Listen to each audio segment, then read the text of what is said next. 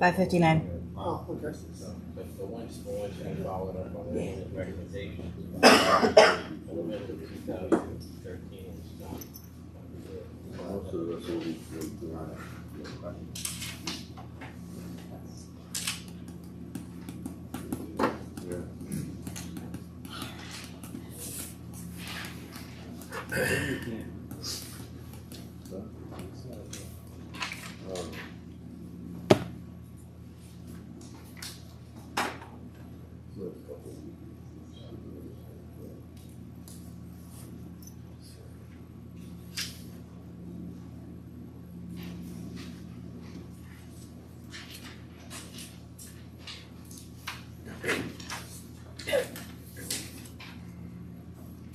$6 o'clock. Okay, ready? Yep. Okay, this is the March 8th, 2023 meeting of the Village of Millbrook Board of Trustees. Please stand for the Pledge of Allegiance. I pledge allegiance To the flag of the United States of America and to the republic for which it stands, one nation, under God, indivisible, with liberty and justice for all. Thank you.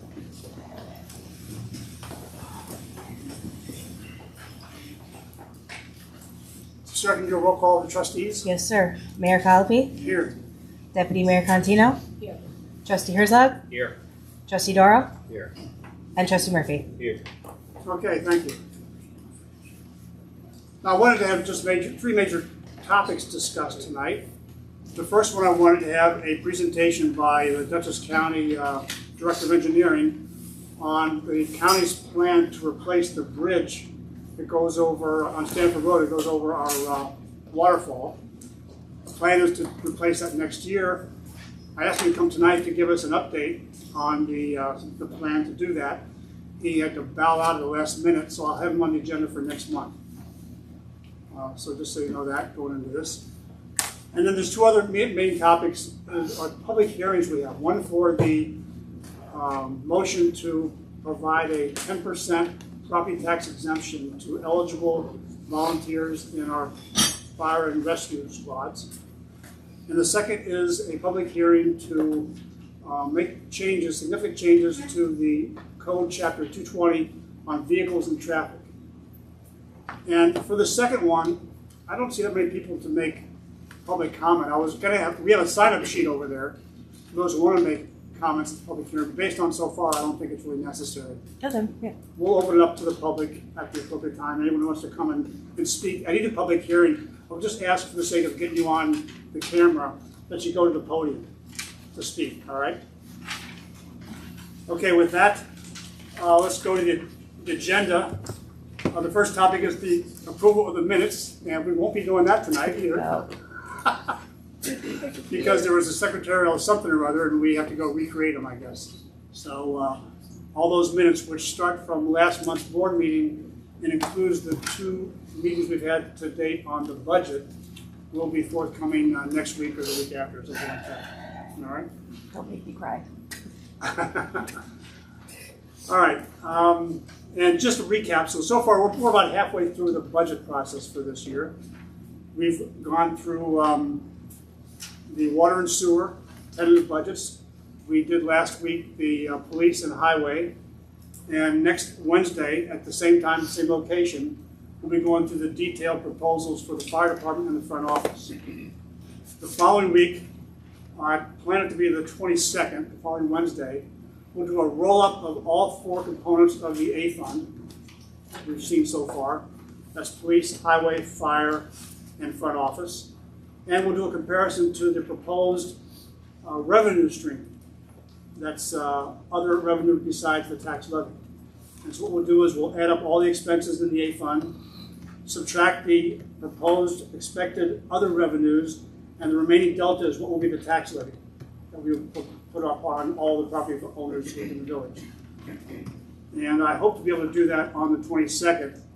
And then we would then prepare for a public hearing and approval of the budget at our April meeting on the 5th. All right? Yeah. Any questions about that plan? All right. I know, Mike, you're going to be out on the 22nd, and we may need a meeting on the 29th. I'm not sure right now, but we will try to get things into the meeting on the 22nd if we can. And I'll meet with the efforts to get I'm there. tentative for the 22nd. I'm sorry? I'm tentative for the 22nd. Oh, tentative, okay. I don't know for sure yet. So let me know as soon as you do. I will. And anytime, we can move it, even next week after the meeting on the 15th, when you know. Okay. If both you guys are out, maybe it's good to just defer to the 29th. 29th is better for me. Is that right? Better right now you can say that? Well, fine. Yeah, I Then let's, can say the same for me. well, then let's make we vote to the 22nd, and we'll do the 29th. But I think Well, you wanted to do revenues, right? Can we do those On the both on the 22nd? 29th? I won't be here. Oh, Jesus. Karen and I won't be here. Yeah, Karen, you won't be here on the So- 29th. Right. All right, let's hold off on the decision here. How tentative are you, Peter? 50-50. 50-50? Okay. Let's talk. We'll think about it this week. We'll talk next week. Okay. If you're both out, I mean, we could see how it goes on the 20th because we're all meeting, like you, Okay. Karen, and I, yeah. and we could probably do it on the 15th. All right, it's TBD. So we'll have a meeting Yeah. next week, and we'll decide then. Yeah. All right. Okay, thanks. All right, let's go to the vouchers. I sent the summary sheet around to the trustees for your review and approval. As far as the totals, for the general fund, we have $98,000. For the water fund, we have $39,000. And for the sewer, we have $26,000 for a total of $163,000. Can I get a motion to accept the vouchers? I'll make that motion. In a second? Second. All those in favor? Aye. Aye. Any opposed? Okay, thank you. The vouchers are approved. All right, next we have 3 budget adjustments to make. And Sarah, why don't you take us through this chart? Okay, so for the first one, we have the H&L to general for the Village Hall window for the 50%. So we're going to decrease the H&L line by $13,168 and then increase the Village Hall line, again, for the windows.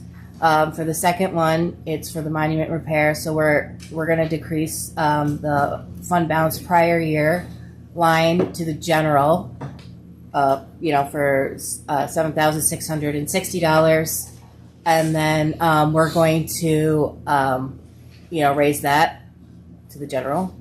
And for the third one, there was a donation to the police department for $1,000. So we weren't sure where to put it. So we are now putting that into the police. I think that's the equipment line Okay. for $1,000. So All right. the grand total is $21,828. All right, so For just budget to remind you, that $13,000 is for the 50% payment for the windows to be replaced on the downstairs of the town hall. Any questions about those adjustments? All right, can I get a motion to accept those budget adjustments? And a second? I'll second. All those in favor? Aye. Any opposed? Okay, thank you.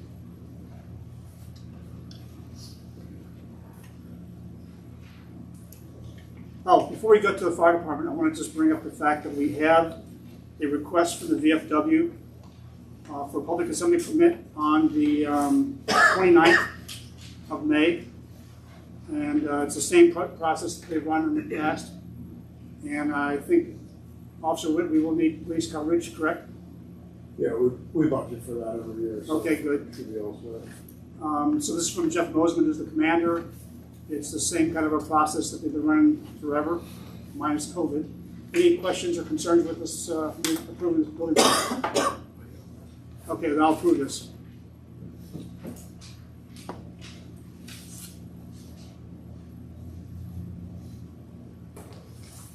And sorry, just make sure we get this back to Jeff somehow. Yep. With her email or something. Sure. Okay, good. Okay, is Deirdre here? All right, no update from the county, so then let's straight go into the fire department and Ted. No surprises this month, really. It's a little busy, on the busy side for February, I Yeah. guess it's a short month. The mutual aid EMS going out is down, which is good.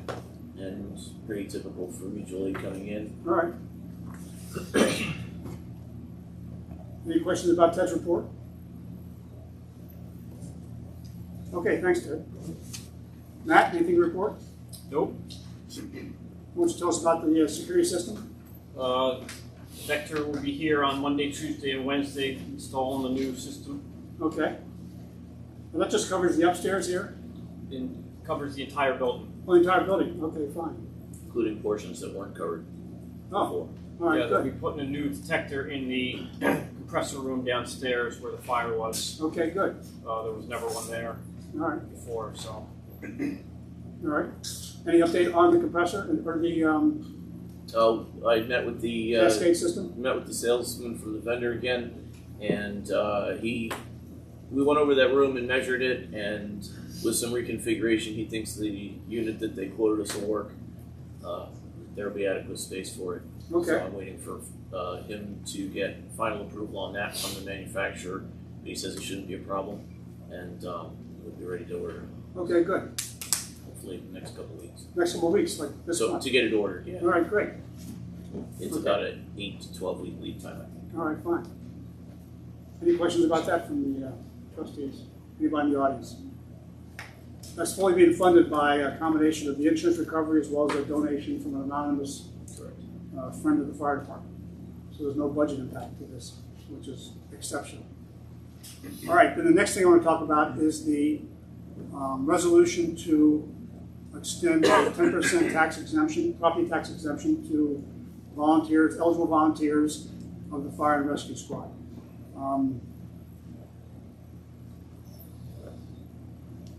Okay, so I'll go to the attachment. Now, Ian, there's a seeker assessment required for this? Yeah, anytime the board does anything, you've always got to at least consider seeker, Okay, even when you're doing what I would consider legislative action, which is Okay. just amending your town code. That technically is still subject to seeker. There are some things that would fall under type 2 actions, which are exempt from seeker. For administrative things, these don't fall squarely. You've got 2 local laws you're going to consider tonight. yeah, Neither one of them really falls squarely within any of the type 2 actions. And, you know, in my opinion, the safe thing to always do is to engage in environmental review, because the reality is there's no penalty if you conduct seeker review I see. and you don't Okay, have so we're being to, but ultra if safe. you have to and you don't, it can nullify what you I see. did. Okay, all right, fine. So it starts off with a negative declaration. Well, the first thing you should do, in my recommendation, Yeah, tell is you both of these local laws require you to hold public hearings. Mhm. You've advertised the public hearings. Conduct the public hearings, and then I'll take you through the resolution. Okay, so we'll do that first. Yeah. All right, so I want to make a motion to open the floor to a public hearing to discuss the proposed implementation of this 10% tax exemption. Can you get a second? Second. And all those in favor? Aye. Okay, so the public hearing is now open. Does anyone in the public want to come forward and make a statement, have an opinion, or whatever regarding this proposed change to the local law regarding the 10% tax exemption for the volunteers in the fire and rescue squad?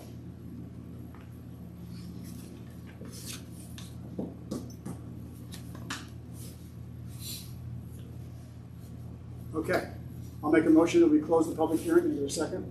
Second. All those in favor? Aye. Okay, now what's next? So now you need to engage in your environmental review, seeker, and I provided a resolution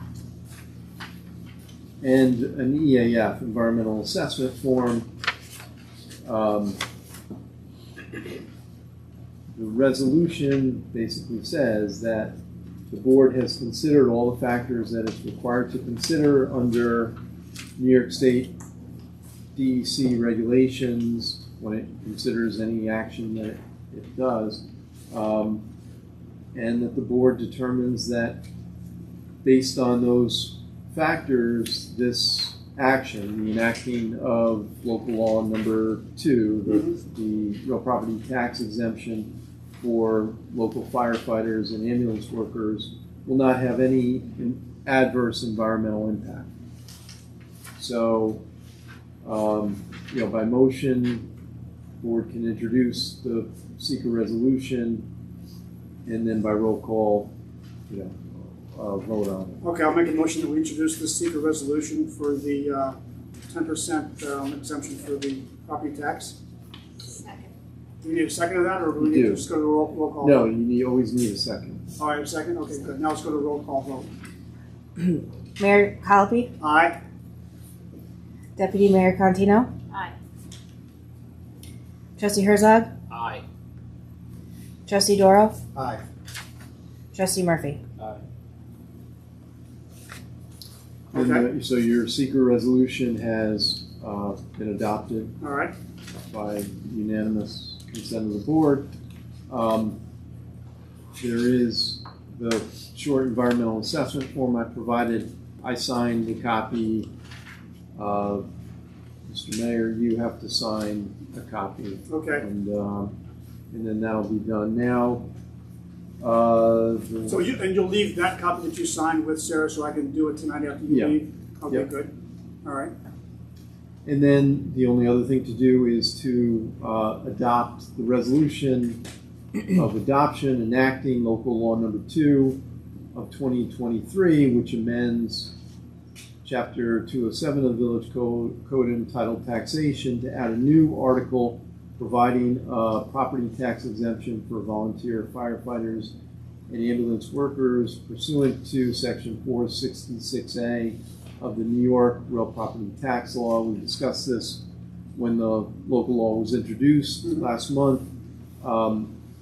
The state statute allows the local municipality to provide a tax exemption of up to 10%. This local law would allow village residents who volunteer for the local fire department or our ambulance workers to get that 10% tax exemption on their real property taxes. As long as they make the application as a resident of the They village. have to make the application correct. They also have to qualify. They have to be a local resident and an active volunteer. And And the application is made to the assessor's office? it is made to the assessor's office. Okay, so correct. Ted, you clear on that? Yeah. You have to engage Lisa with what format she wants to use. Okay. Right. I'll get with the village and we'll make a procedure, policy for that, a procedure, so Okay, the fine. membership knows. Yeah, and something where you routinely re-ask people in case they've purchased property since the prior year. Okay. Okay. And this tax exemption, what the village board is doing, is only going to apply to village taxes. Yes. You don't have the authority to grant property tax exemptions for town taxes or school district Yep. taxes. Good. Okay. And then again, by motion. Okay, so I'll make a motion that we accept this resolution. Could I get a second? Okay. Deputy Mayor, second. And then by roll call vote, the board members Okay. will decide on it. Mayor Calapi, Aye. Trustee Herzog, Aye. Trustee Contino, Trustee Doro, Aye. Trustee Murphy. Okay. So that one's done. And so local law number 2 of 2023 is enacted. Okay, good. All right. Now I want to go then back to the regular agenda. And we'll go to the police report. Officer Witt. Good evening. Good evening. You'll see our numbers up there for February of this month. I'll second what the fire chief said. It was a little busier for Yeah. a short month. We had 104 incidents. So This month you'll notice that I added the traffic stops in there. They've been previously reported separately as traffic tickets and like complaints. But tickets, occur during the traffic stops. So I want to show you, be able to show people that we're making, the stops that are associated with these tickets. Because previously it kind of looked like we wrote so many tickets and then there was like 5 or 6 other traffic stops. That's not an accurate picture. So, I see. this way you can see that out of 21 traffic stops, 14 tickets were issued. Okay. But short of that, everything else is pretty much average. Healthy numbers over 100 total. Correct. Again, we kind of stepped up some of the traffic enforcement lately and some of the parking enforcement. So that's reflected in some of our numbers. What was your assistance of the Dutchess Sheriff's Office? What were those incidents? I know the one was where you were called on to. Two of them were school related issues. Oh. Where the SRO is from the sheriff's office. So. Oh, I see. Okay, fine. So some of the calls we respond to, like I know there was one of them. We had there was a bus accident out on 343 in the town of Washington. So the state police, the sheriff's office, fire department, and EMS were all there.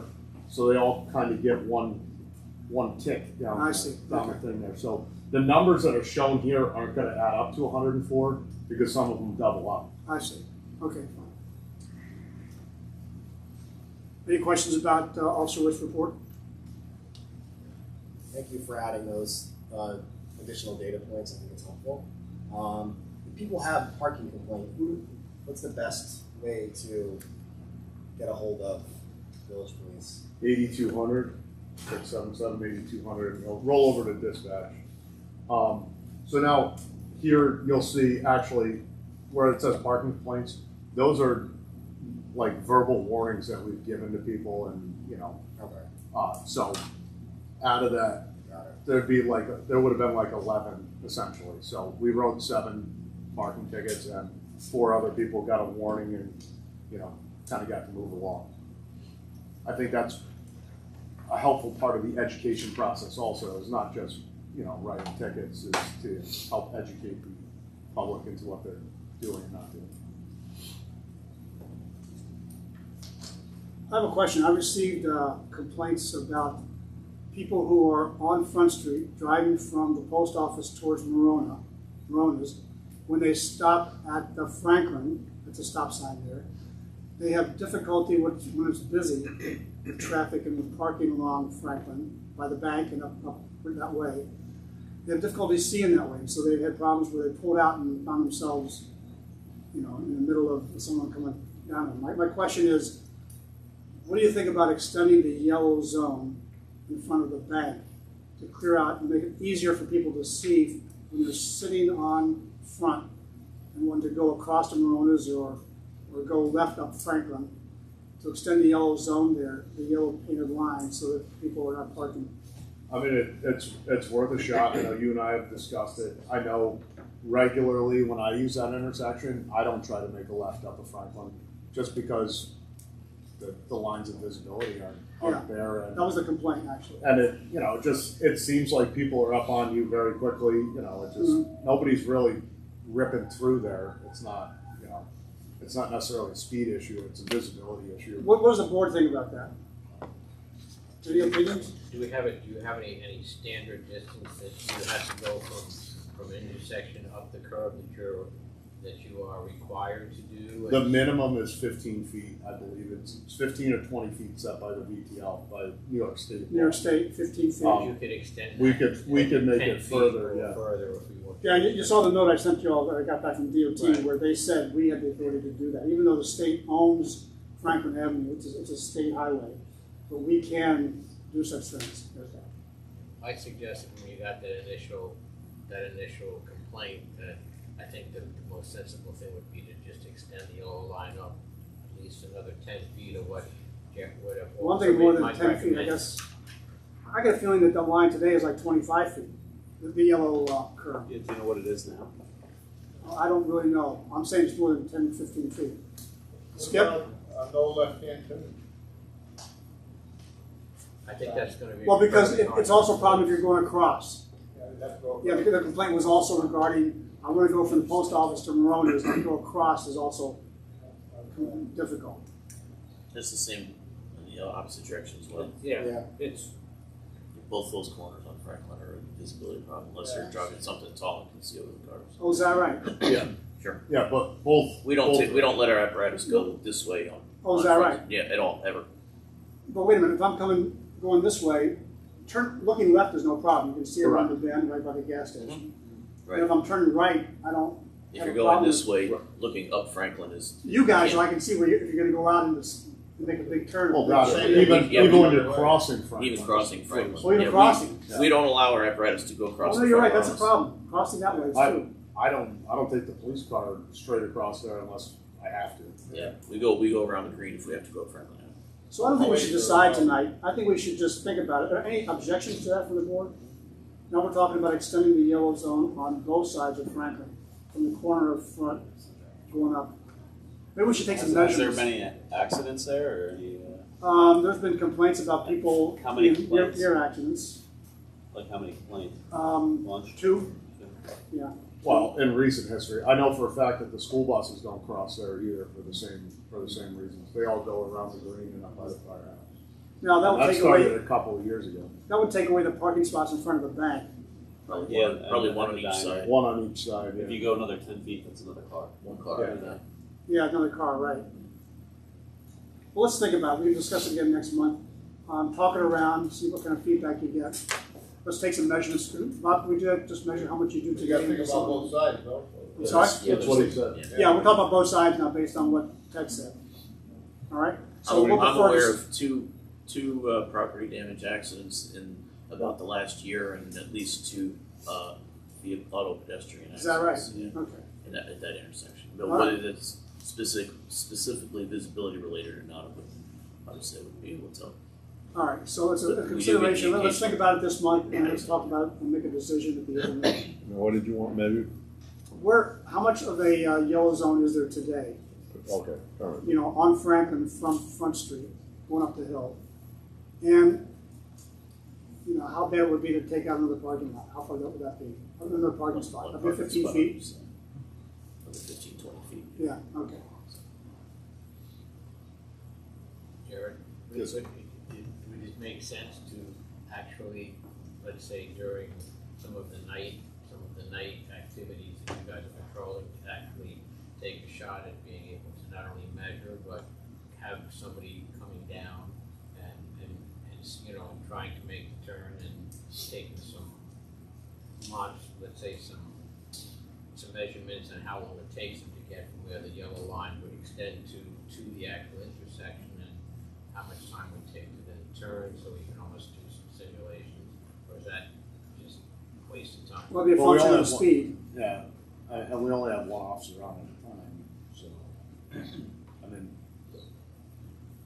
I mean, you can do that calculation without that. You can figure if you're traveling 30 miles an hour, how long it takes you to drive 10 feet. Mhm. I mean, you're gonna be talking about fractions of a second. So, All right, so let's have that discussion, and we'll make a decision next month. Okay, Officer, what else? Speed sign?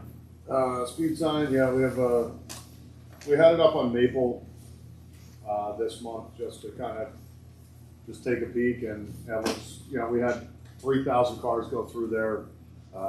2,800 of them were fully compliant, and about 200 of them were a little less than compliant, maybe in the 35 mile an hour range.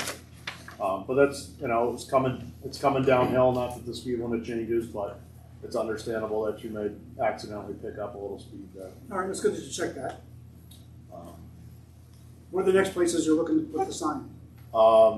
As you and I have discussed, there's been, you know, a number of complaints out by the monument on 343 and Old 82. So I think we'll put it out there. That'll be its next stop, just to, again, kind of raise awareness. It's a difficult area to actually run radar in. Enforcement wise, it's not impossible, but it's difficult. So the sign is nice because we can put it in a place that we can't sit.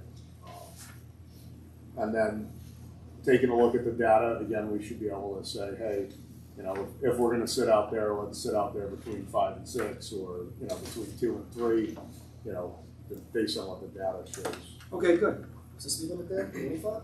It's a 45. 45, it shows, you got the yellow sign with the recommended 35 as you come into the circle. Right. But the speed limit is officially 45. And the problem is people coming down that hill. Or it appears that people are coming down the hill. Yeah. I know it's a Well, mix. let's It's get a the data. mix of people exceeding 45, and then Yeah. Let's get the data and see. Yeah. Any questions about that? Anybody in the audience, questions or comments? So as you see, we're just taking the speed sign, which we have one of them, and we're just moving around the village to the appropriate areas, and we're going to soon start going back to the place we've already been, I think, right? correct. Okay. And then to add on to another conversation that we've had, fielding complaints from the citizens, saying there's speeding on this road or that road. I'm working on for lack of a better term, a rotational basis to hit those hot spots. Oh, good. Assign them to the officers, both the day and the night shift. Well, that's to go to do radar. Yeah, well, basically, I'd call it it's a directed patrol. Like, go spend 25 minutes running radar here or there, depending on what the day is and the rotation. Okay, good. Comments about that? All right. Anything else? No, sir.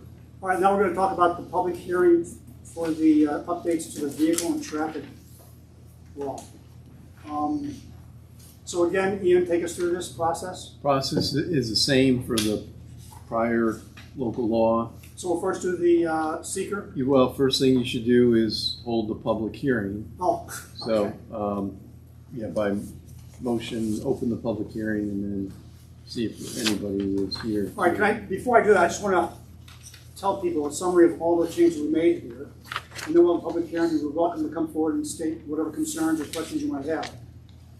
The key reason why we made these updates to the local law in Chapter 220 is because a lot of changes have been made out on the street in years past that didn't get reflected into the code.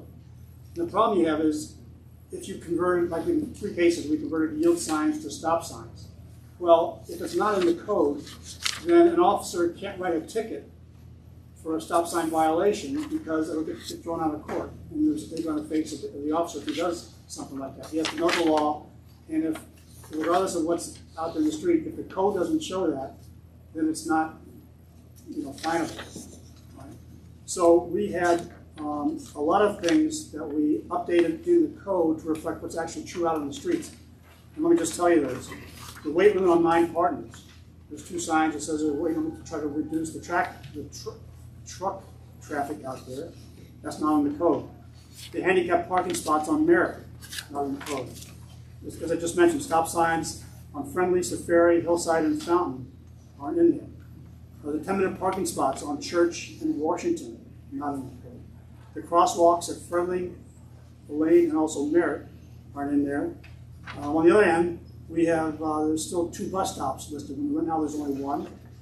And there were parking restrictions on North going back to when St. Joseph's had the grade school, and the buses used to go in and out there. And so that's so those are things that we simply wanted to update the code to reflect what the reality is out on the streets. Now we have made some proposed changes and additions. Let me just take you through that list. We are proposing putting a weight limit on Parts Village because we want to stop delivery trucks from coming into the village along Parts Village because it's a sharp turn at the top of the hill. And it's a relatively narrow street down the way. We want to put a yield sign at Russell Knowles, intersecting Front Street, right down there by most physical therapy. We want to change the yield sign at the top of Washington, intersecting Church, from a yield to a stop sign. We want to reduce the no parking on Elm because the buses that come out of the Elm Drive School all go left. And no parking actually goes from there up. And there's no reason to have that, no parking on the houses side of the street. We're going to take that out. By the way, the school also asked us to verify that there is still no parking on the inner side of Elm along the school property. All right? Correct. The question is regarding, like up where you live, Ted. Okay. That's a no parking area now. There's no reason for it to be because the schools confirm all the buses come out and go left towards Merritt. Yeah, the buses and the parent pickup traffic both go in opposite directions. That's right. So we want to take that out.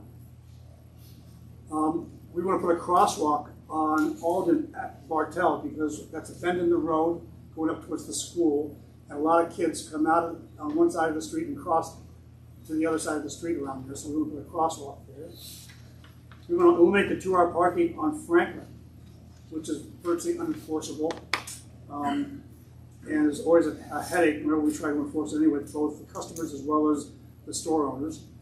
And the last one is probably one of the most significant discussion is that the opposite side of the street parking on Alden is proposed, as opposed to no parking during 2 certain hours when the schools are bringing kids in and taking kids out.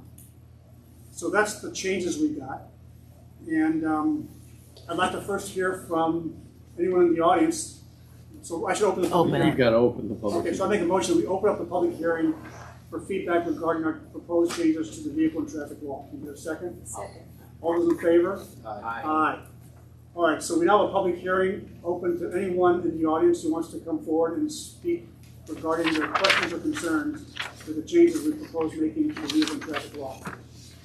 Anyone want to come forward and make a speech about that? At least one of you, just for the sake of having a public. Seal is speechless? Seal speechless? I'm supportive. Well, better yet, skip a speechless? Yeah, it's pretty benign what you're doing. I mean, she just. Anyone else over there? Signs where they, you're legalizing signs that have been there. Right. Been in the books. The only thing significantly different is the Alden place thing. Yes, which I want to talk about. Which was done years ago. I explained it. Yeah, but, so anyone else want to speak?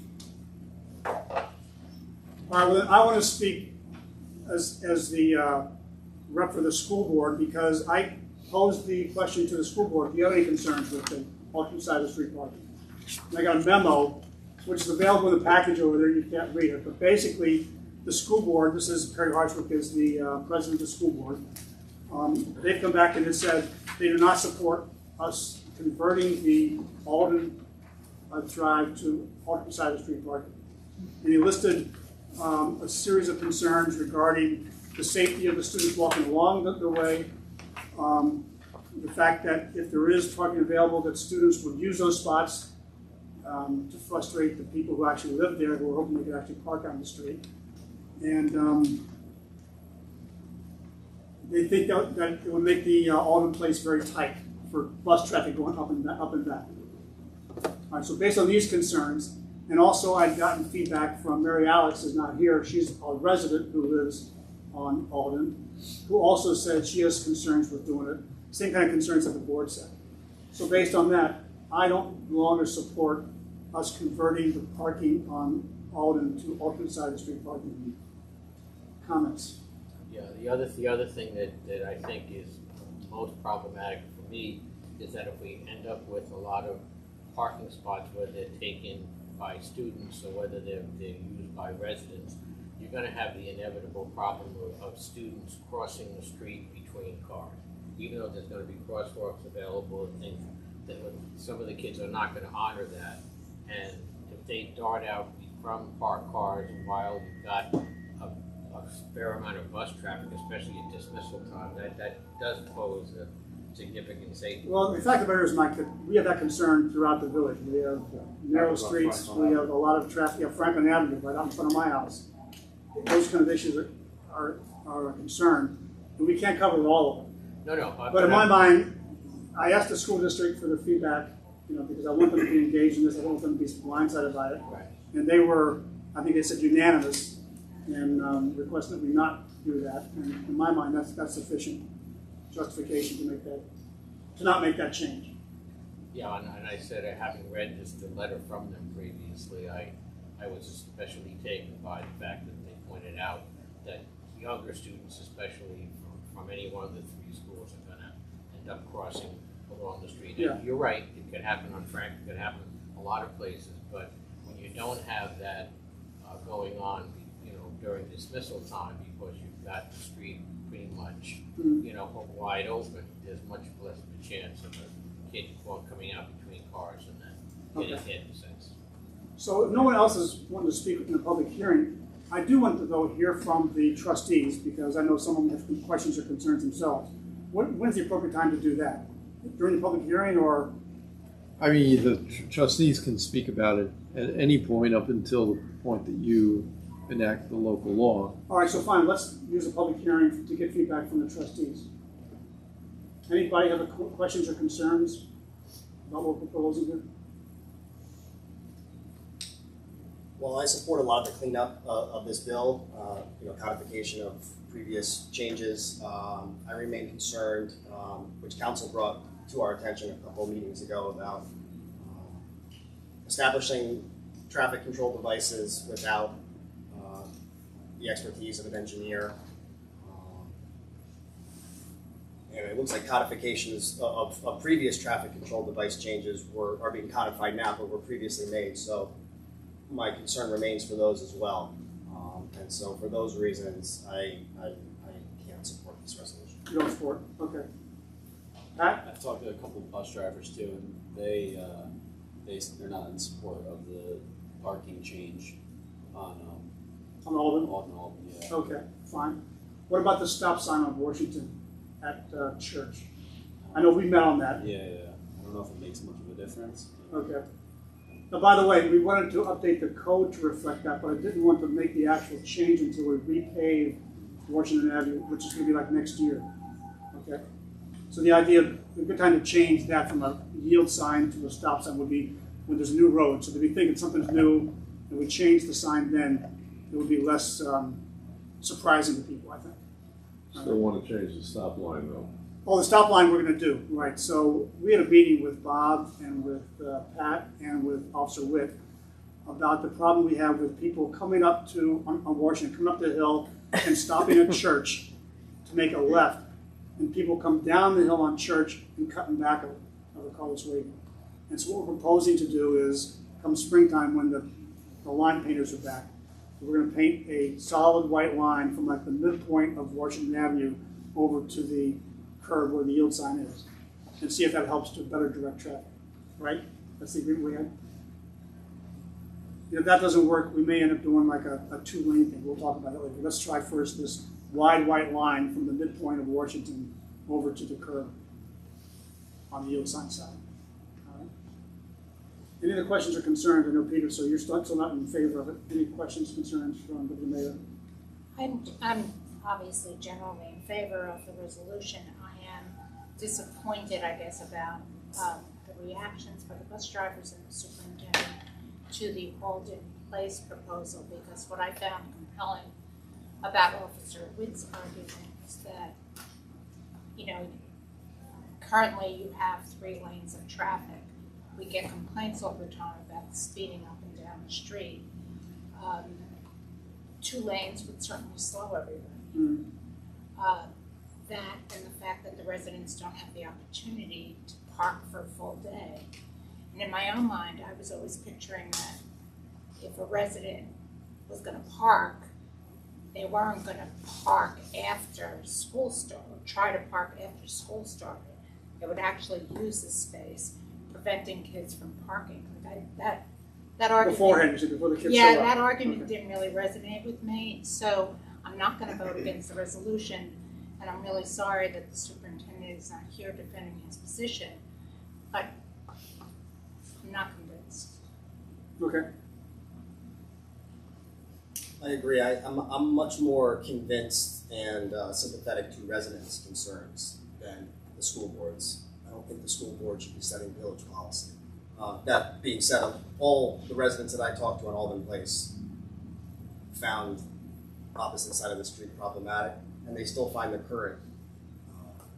They can't park in front of their own house, so that they find that problematic as well. Okay. So I still think we need to continue working on. The only feedback I got was from Mary Alex, as you know, she expressed concern with making the change. And so that adds to my database. Yes? Can the school district do anything about rerouting some traffic back out the other entrance way? To lighten it up. Supposedly when that new entrance way was put in, it was gonna alleviate all this congestion on all the roads. Now maybe you gotta have a couple of meetings with the school board, say, hey, what can you do on your end of things for our residents? You know, some of the residential traffic, move on the other way. Jared would know a little bit more about They that. won't be going through a residential street, that's really actually Yeah, a right, very they would, good right, idea. yeah. What's Has that been discussed? Yeah, she's agreed with you that it would not be going through a residential street, Right. or at least half of it. They would be going in one way. Does traffic, It's two ways up. it is two ways up there? Yeah, it is two ways. I know when you go up there, you gotta go over to the, underneath the shelter or something like that, and then you come down, and you gotta go to the park. I don't know how it really works up there. Yeah, if they redirected some of their things up there, it might help. Officer, what do you think? You probably know that I mean- traffic lanes better than I do. If the residents have issues not being able to park in front of their own house, which is caused by the school bus traffic, maybe the school bus traffic should be coming in and going out of school property. I mean, It's an easier turn for them, Yeah, that's because they wider. turn up on the curb every time. Where are you at when you do that? I'm coming into Alden. Oh, turning from Church on to Alden?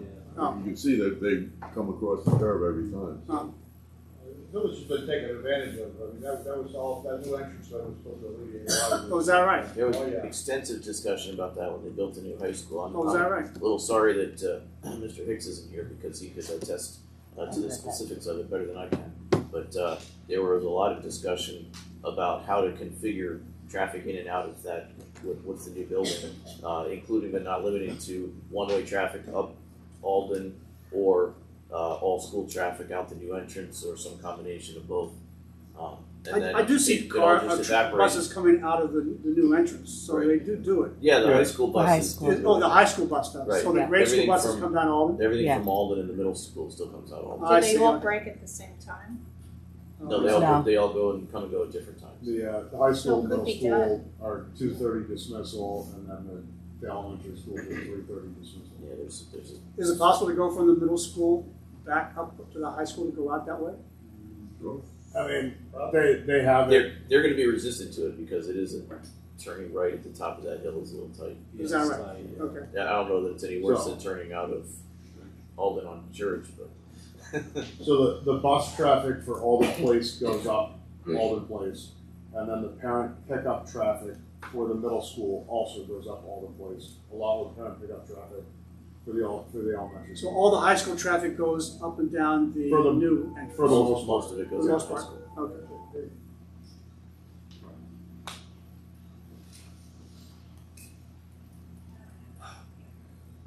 But I mean, like Trustee Dora said, if the complaint is that residents can't park in front of their houses Mhm. because of the school traffic on a village road. it's a discussion. Well, there was also the complaint about people, this was a point that one of the residents made to me, is that if it becomes available, that the students will get there and park. Now, maybe you're right, Vicki, that the residents can beat them to it. You could have a residence permit.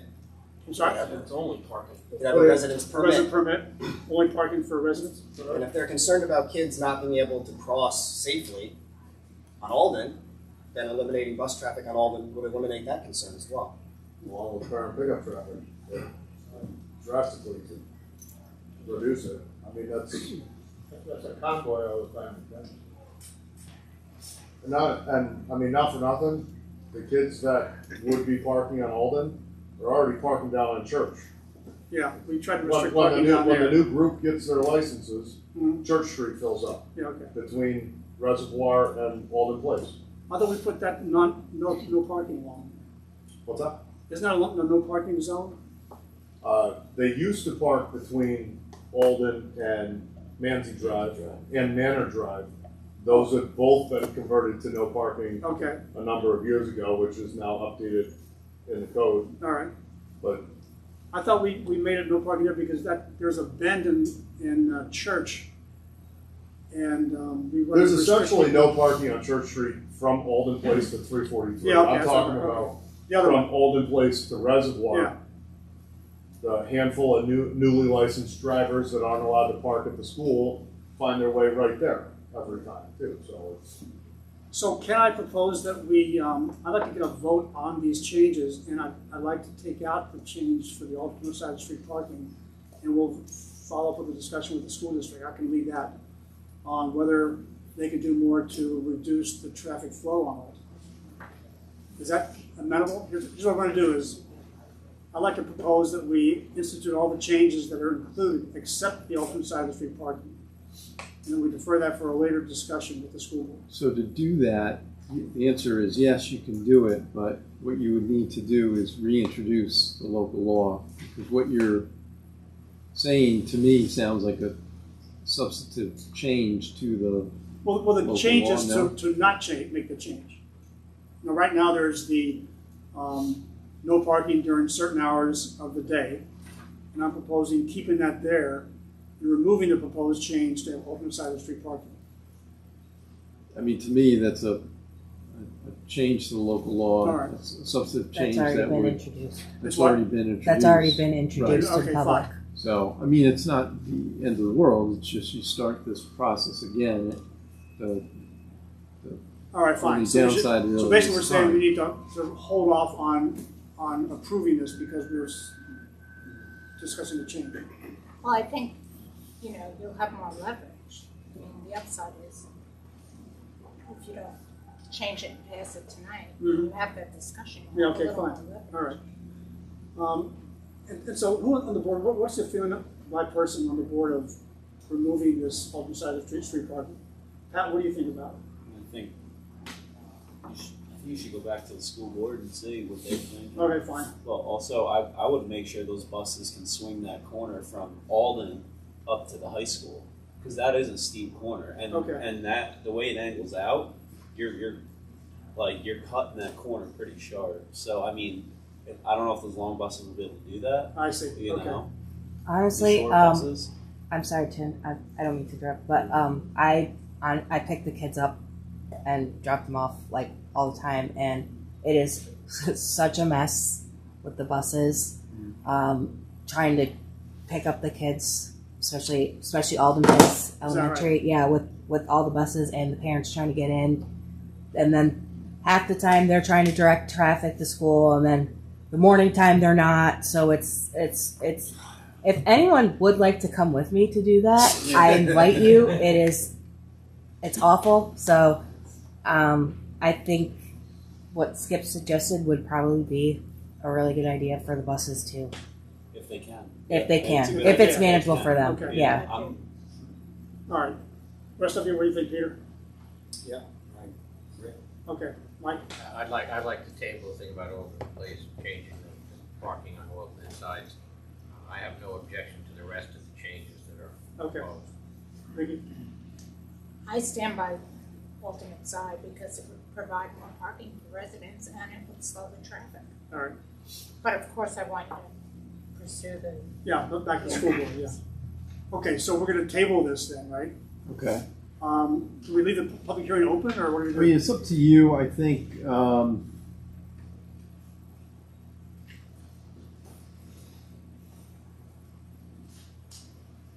It's up to the board, I guess. I'd rather just close it and redo the whole thing next time. That's what you, How's that? that makes sense, yeah. All right, so I'll make a motion that we close the public hearing in a second. Second. All's in favor? Aye. Aye. All right, the public hearing is closed. We'll table the resolution. I'll have a meeting with the school board. And probably, I think I'll request they attend the next meeting. All right? We can have a discussion then. Make them part of the public hearing. And I think it would be important to make it very well known what we're discussing and change the Walden in whatever way we can, so we get more parents involved too, especially with kids who are walking and you know, Sure. so we have a chance so that. Well, also, I'd like to make sure we get more The residents here. residents speak up. Yeah. Yeah, and the residents too. All right, so the action is, I'll go back to the school board and say that we think they need to do more to reduce the bus traffic on Alden. Concern brought by Ted and I think by Sarah, whether it can be done or not, that's fine, let's put it on the table. And based on that, does that change the concerns that they have? We should hear also from the residents more. So Peter, you've talked to some people. Can you just ask that they either write down their concerns or come to the meeting next month? I'll do my best. All right, I appreciate that. Skip? Just, I know other meetings you mentioned about traffic engineers, this may be a case where you might need one down the line. Traffic engineer, straightening out All right. traffic and our traffic. What do you think, Peter? You mentioned that before. If we were to propose any change on Alden, I think that's right. Yeah, Okay. then you get one and see what All you right. come up with. That'd be the neutral party between you and the board. Okay. And school board. The quote we got was like $6,800, so we'll take that. You can Well, the school district should, Well, there's an idea. Oh, should amend a little bit. all right. Okay. They should have a concern for the safety of the children. Yeah, at the end of the day, I'm going to give the school board a lot of. Terry used to be a nice guy. He still is. He still is. I can vouch for that. Okay, so that's closed. That's closed the proposal to DNT. And let's go back to the regular agenda. This is still. Peter, Bob, you're up. They could decide on the floor. to enact this next month if they wanted to. What started out as a quiet month for snow and ice kind of picked up toward the end of the month and the All right. beginning of this month. But again, nothing compared to last year. So, Are you guys out patching holes? yeah, You guys see new patch out? You yeah, did? we're always doing that. All right. Very good. Again, it's not as bad because we don't have the frost in the Not as ground. much freezing but thawing, yeah. there's, here and there you'll find them. So. All right. Yeah, you'll see newly patched areas. Are we gonna hit the water fountain? Right now, let's talk about it. Okay. In Village Hall, the water fountain that's there and used by the public and also the people that are using the gym, the water is not real good. And when we opened it up, it's just disgusting inside. So I looked into getting a new water fountain installed, and there are two kinds that we could get. One is just a simple water fountain, and which that was for $660 installed, and then there's a type that will also fill a water bottle, which is $1,130, I believe. With the installation being between $200 and $400, depending on which one they put in. Again, the installation is on top of the price you Yeah, gave? yeah. They are. So you're talking about between $800 and $1,500? Correct.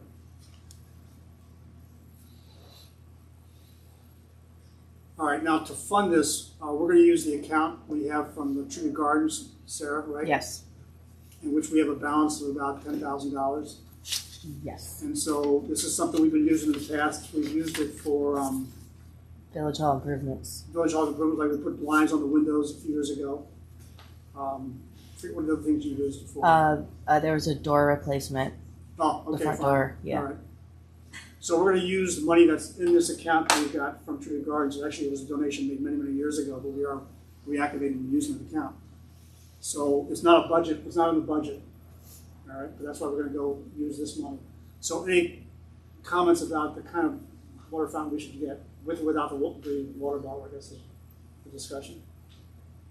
I really like the ones with the water bottle option. I don't know how often it's used, but it's used a lot by kids playing sports and employees. I think it's really nice to have to fill a Okay. water bottle. All right, anybody else? I agree with that. Yeah, I think it's worth it. I It's a don't little know. better. huh? It's a little better. Think so? Yeah. All right. So I'll make a motion that we approve the installation of the new fountain with water bottle. Capability. Take it a second. Second. All those in favor? Aye. Any opposed? Okay. I don't have any time, how long it would take to order. That's or fine. whatever, since we just based on once you open it up, we've shut down that water fountain just so Yeah. no one takes a chance of drinking out of that thing. So we'll get that fixed. How can we prevent that from happening again, or is it just an age thing? I think if we have someone go in and, I'd have to look at it and talk to the plumber about, this thing is so old, the piping, and it's just, I don't think they'll Why like don't you it. ask the vendor who installs it, what's the routine Yeah, update? Like, maintenance thing? That's a do good the new idea. ones have filters on them? Yeah, that's Yeah. the other thing, we thought about it, he said there's no filter on it, there was no, Not the new ones, though. even the to new put ones on, the new ones, I'm sure they have filters. All right, that's not a bad idea. I'm sure they do, because he looked for one on this one, he said, this is so old, it wouldn't have one. It was just I don't Many know. years ago, I'm gonna say it was 10 years ago, when I used to, play basketball at the gym, I used to go drink that water. It tasted funny then, but I still drank it because, you come out of the gym, you want something. So, You saw the pulse, though. huh? It's probably the one that was there when I was a kid. Yeah, okay, probably it It's is. gotta be, Another drink from a fountain. So really, I'm okay. surprised it's That's still saying working. something. Yeah. Talk about something. All right, good. All right, any other questions about Bob's report?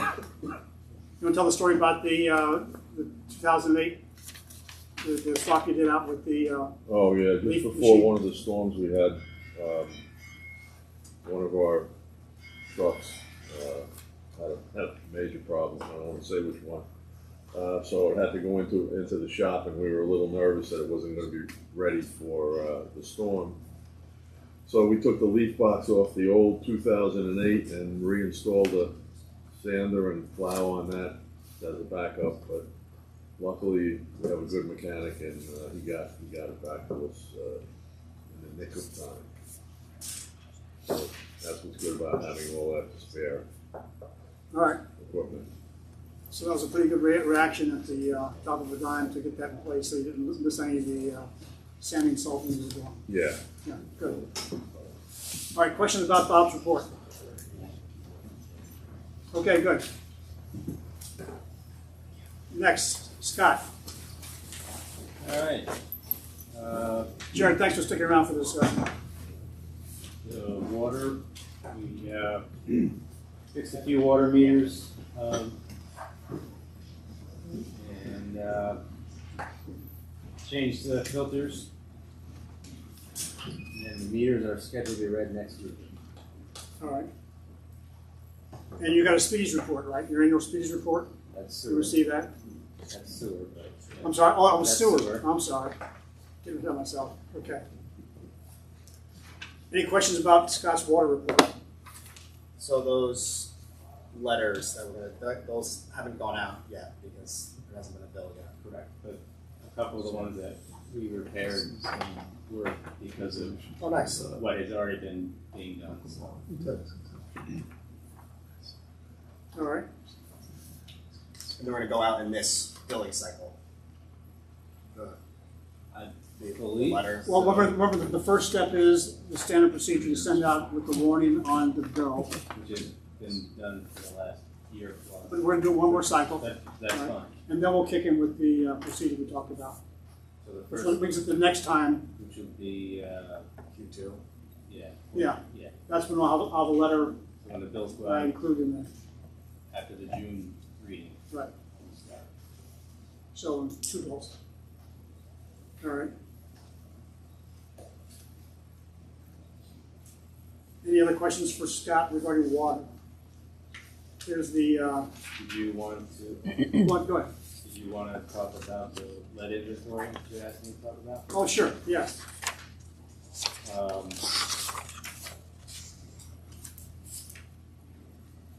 By October of 2024, we have to do an inventory of the entire water system to find out if there's any lead service lines. So that's 619 service connections that have to be inspected in some way, shape, or form. In order to do that, you're more than likely going to have to expose the pipes underground, which is going to require excavation. Which is quite an undertaking. To say the least. Requiring all that.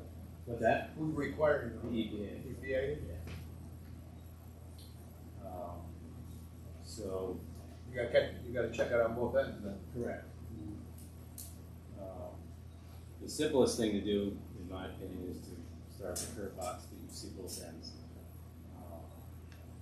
Out of those 619, I've already completed 81, which isn't a lot, but most of that's ones that I have done, I have record of, or ones such as Alden Terrace, which date back to, I believe, 87 or 89, which I have records of that. So anything after There's no lead 86, up there. right? Anything after 86, when the lead ban was put in place, Should be okay. you should be fine. Okay. Do they require you to inspect those too, or not? No, it has to be put. I have a piece of paper here, but they have the state provide us a spreadsheet, Oh, really? which is really long. Which is, senior citizens that I built in '88 with no lead there. Right. So I have to document address, town, zip code, what the public side is, which would be the village side up to the curb box, and the customer side. So we got to get started on it. So did we budget for that in our review? It's going to have to come out of the repair line because to do 619, honestly, in less than 2 years, it would cost a lot. Yeah. So, Well, I also think from a resource point of view, can you really even do it? I mean, don't you need to go back to EPA now and say, I'll do? well, first of all, I'd be going to the state because we have to report to the state. Okay. So, Should we start asking for a extension of the time period now? no, No? my personal opinion Yeah. is if we're doing something, we'll be all right. All right, fine. Okay. That's going to be my approach. All right. Go off at a time and do Yeah, other- I mean, I'm already doing Franklin Avenue for the sidewalk. Yeah. I gotta do most of part of Reservoir before it's paved because those are already on the road. So All I right. wanna get them off. So I got those, and I got the ones on Washington that are on the road that I wanna get off before they pave next year. Yeah. Okay. So you can take that out, so those are in the plans to be done anyway. Mhm. And I still gotta go through the list. I put together the list of connections, just so I had a list to go through so I can start filling it out. I have to go through all the records and all my pictures of ones that we've done over the years. I've started to do that, but again, it's time consuming. To come up with ones that, and then there's others that you probably could take off that were done after '86, but I gotta find records of that. Sure. Okay. I can think of a few houses that were put in since I've been here Okay. in the last 22 years. All That right. we could take. I gotta go through the list and again, time consuming. And I have. So do we need additional help? I mean, you've got your hands full with your daily routines. So do we need additional help? Do you need additional help from VRI, or do we need to get a contractor in? Is there any federal funding for it? I believe there's money out there, CPA, maybe some federal funding on but it. where I don't know. I'll check on that. That's a fair Yeah. suggestion. Because it's not just New York State. I mean, it's everywhere. We can thank Flint, Michigan for that. All right. I can go over all the properties I own with you too. See, the thing is, I can say that we don't have any because I don't believe we do, but that's not going to hold any weight. Yeah. You have to be able to prove it. Prove it. I understand. Sure. So I have to have records. Like I have records from Alden Terrace, that show with a date stamp from the engineer when it was built. So I can say, okay, well, it was built in '89. So, but if I don't have that, even though we all know it was built in 1990, like Millbrook Manor being one, I mean, I don't have records of that, but I know. There's no lead there. Right. Well, actually, it was built, I bought that out of foreclosure. Right. And it was built initially in 1988, I believe, or '89, it was on the tail end of the savings and loan department, but, and it went under. But there's no lender. Okay, all right, fine. So, Can I just ask a quick Sure. question? Do you test for lead? Do you test the pipe or the contents? How do you? We test every 3 years, as required by the state. You test the water. The water. Right. Yeah. To do this inspection, what do you test for? Do you test the actual pipe or do you test? Well, if I'm gonna dig it up, it's just a matter of looking, you can tell whether it's copper or plastic. So Okay. you have to see the pipe, it's not Correct. testing. it. Correct. How do you tell which solder was used? Or Solder is, from what I understand, if it's copper with lead solder, it's deemed copper pipe. oh, okay, all right. all your condo projects are all okay, Right. including Bennett. Yeah, I have records from Bennett. This is Well, sounding if you see the better and copper better. line Yeah. coming into the house, is that enough? That is one another thing. It's the other Going into the You basements can- of the you people's can house, you do can it see from where the copper house. line comes in. But Hey, then if Ian. I gotta do Yeah, we're the done with you. public Yeah. side, Yeah. Thanks. you know, I can get Do they give you any guidelines, which, do they specify you gotta check both ends? yes, yeah. Yeah, I had to take a whole seminar on all this. Okay. But yeah, you can, I can go into a building or you can get people, you can put out a whole public service and say, hey, take a picture of your water line coming in. So we could get all those done, but then I won't have a complete inventory because I don't have the public side, which would be our side, Yeah, okay, all right. It's pretty uncommon though for them to switch from lead to copper, right? Yeah, I mean, this You system have was copper put in line. 32, yeah. So I know there's lead in the joints because the joints are mechanical joints like they are today. Okay. But I'm sure there's probably been close to 100 lines that I've done in 22 years, and I've never seen anything other than copper. All right. But again, I can't go to the state. Yeah, sure, you can't say it, sure, I understand. You know, All right, so thanks for the heads up, and keep us posted with Yeah. the progress on that. And if you get to the point where you need extra help, we have to talk about that, how we're gonna fund it.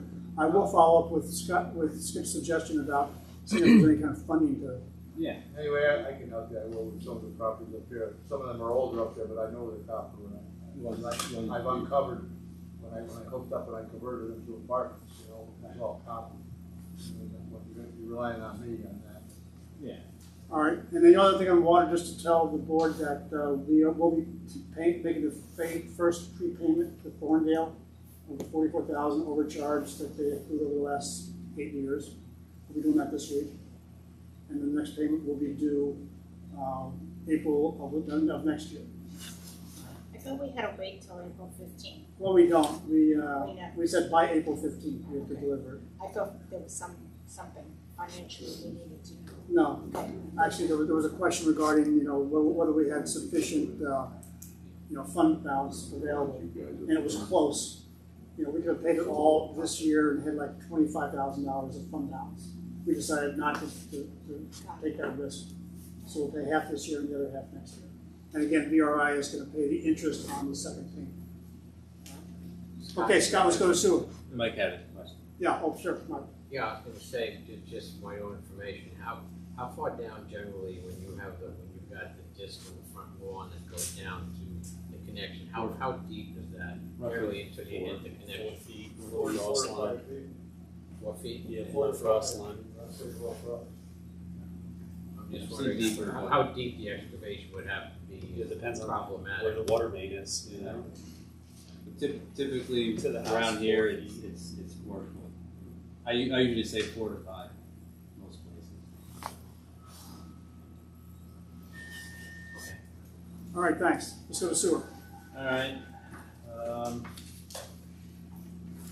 Still working on the flow meters, so your numbers are going to be higher than they should be. I have gotten approval from the engineers on a flow meter, and I've made contact with the company to purchase one, so we're making progress. Good, all right, So hopefully before the end of the budget, as you requested. Yes. we'll get that. good. So it'll be this year's budget. Yes, that's the Okay. plan. Good. repaired a few manholes on Church Street in Harts Village. Had the drive unit on clarifier number 1 break, but we replaced it with the spare that we had in stock. And as you previously mentioned, we had our DEC inspection. She sent the inspection report, I think, Monday or Tuesday. So everything checked out fine. Okay, good. I'll send it around to the trustees. I just got it, just so you can look at it. Any questions, you know, ask Scott. We'll go through the report. All right. Just for my own Yeah. edification, last year we discussed possible improvements to the sewer plant. Yeah. Those are on hold. No, so let me just tell you where we're at. We had as the top of our list a need to replace the pump station and put a generator in at the South Millbrook station, right there by Bennett. And so the estimate was about $250,000. And so the deputy mayor and I put together a little presentation and went to see reps from the offices of Assembly Member Dee Barrett, State Senator Michelle Hitchie, and also U.S. Representative Pat Ryan, requesting help. And both Dee Barrett's office as well as Michelle Hitchie's office came back and said they're willing to sponsor us making an application for member money. It would each cover half of $250,000. And we started that application process. And that's for just the pump station plus the generator, all right? And that's gonna happen relatively quickly. It will be a reimbursement if we get it. And as you know, we've got $250,000 already that we bonded from the Bank of Millbrook, sitting in the sewer reserve to pay for the money up front. We would then get reimbursed by the state if that came through, okay? We expect to hear about that within the next few months. The money wouldn't come to us until probably next year. All right? But that's the process for the pump station and the generator.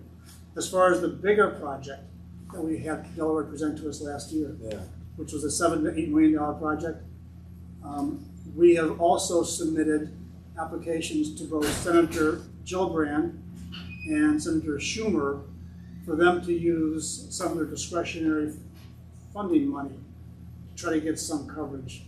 And what I said in the application was that the cost of the project is between $7 and $8 million. We need at least $2 million to get it going. And that was the request. We just sent it in last Monday of this week. And we'll wait to hear back from that. It's a shot in the dark. We may not get anything. We might get something, I don't know. But that'll reactivate the discussion about the grandiose plan to upgrade the sewer plant. All right. We were also contemplating submitting an application to Ryan. Their office is on a different time schedule. Pat Ryan, yes, that's right. So once we found out, we're cautiously optimistic, if not over till it's over, that the pump station could be covered by what Senator Hinchey and Assemblywoman Barrett can get us. We went back to Ryan and asked, would you be willing to support the bigger project? So we're going through that application now to see. It's a different kind of application than the same, as to whether our project even is eligible. So based on the feedback, I'm relatively positive about the pump station and the generator, the $250,000. And the request to Gillibrand and Schumer is, why not? Yeah. You know, we've never done it before. We have no idea. It's a big thing nationwide, sewer, you know. You think Yeah, right. something Exactly, Sure. there's a lot of money, so. Oh, and by the way, I have just gotten some notification from EFC that we applied for the WIA grant through Delaware last year, and it was rejected Right. in 2022. And we plan to resubmit that proposal in 2023.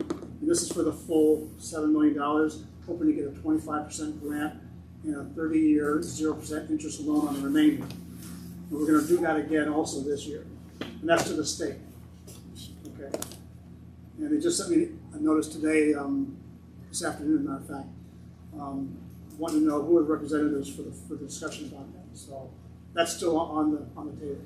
And we're also pursuing, based on an invitation from them, the EFC is offering technical support to those that are applying for the WIA grant. And so we are looking for Yeah, we're a going to Zoom attend the meeting seminar, or, right? Yeah. or a meeting with them as well. So haven't done it before, have no idea if it's going to reap any benefit, but we're going to do it anyway and see what happens. Okay. And if Hinchy and Barrett reimburse us, what will we use that 250 for? We'll decide then. Yeah, we will then. I think in my mind we go to the next thing on Scott's list Yeah. and decide what we can do there. The next thing that we have partially already started is, some years back, we purchased the beginnings of being able to redo the sand pits and by getting dyno filters, and we purchased the dyno filters, but it needs electronic equipment and it needs to be installed, and we've already started on that process, and that's something that we can Yeah. do. I agree, Mike. You know, we've got that big 10 by 10 by 10 box down there. I'd like to see it hooked up, but I'm going to defer to Scott Oh, in of discussion course, with Delaware, because by next year, who knows what's going to follow the train. So, okay, You can go pound on Needy Bear on Friday, she's having a. I'm going to be there. Yeah, we'll be No, there. we're going to be there. Yeah. I gotta be someplace else at that time. Yeah.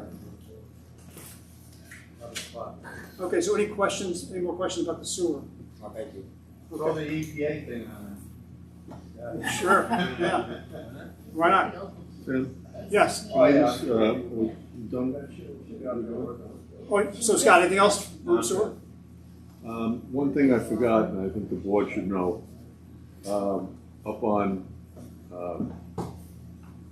where we had the water problem, up off 9 Partners, Oh, yeah. that problem was overflowing in that one house. The drain there. the storm drain was backed Yeah. up. It was plugged. Well, they've rerouted it. They did it really quickly. So what they did was rerouted it into the stream there, and you can see it flowing. I mean, you can really see it flowing, even as dry as it is. Well, I don't know. I'd hate to have that basement, but they fixed it, so we should not Yeah. have any more problem there. And actually, I sent a letter to the guy just thanking him for his quick response. This is where we were flooding Linden Lane, Linden Lane. and Bob was up with these guys pumping out the holding tank. It was a dry well, I guess, So on a daily basis. So they actually got some guys in there and yeah, they did it put right things- away, Yeah. and Yeah, Ken Livingston is the they owner. ran it right into the stream, which is perfect. So the neighbors very much appreciate it. Bob and his team appreciate it, and I send them a thank you letter. Well, well. All right, good. Thanks, Bob. Okay, Sarah. Well, hello everyone. Hello. So here are the bank balances for February.